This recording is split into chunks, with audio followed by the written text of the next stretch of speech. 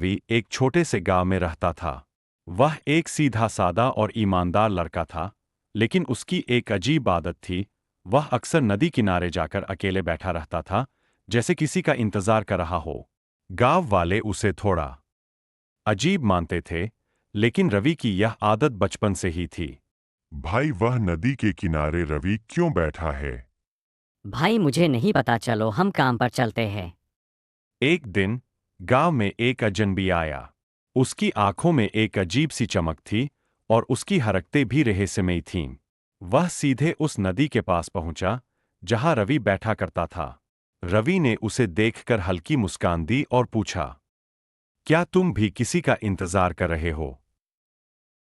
अजनबी ने मुस्कुराकर कहा, हाँ, लेकिन मैं नहीं जानता कि किसका।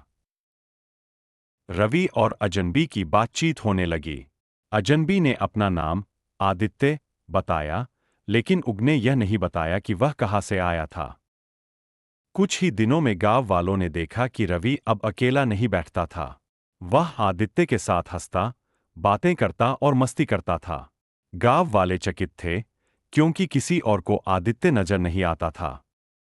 एक दिन गांव के सबसे बुजुर्ग व्यक्ति ने रवि से पूछा, बेटा, तुम किससे बातें करते हो? हमें तो कोई दिखाई नहीं देता। रवि मुस्कुराया और बोला, दादाजी, कुछ दोस्त आंखों से नहीं, दिल से देखे जाते हैं। गांव वालों को समझ आ गया कि रवि की दुनिया में दोस्ती का एक अलग ही रंग था।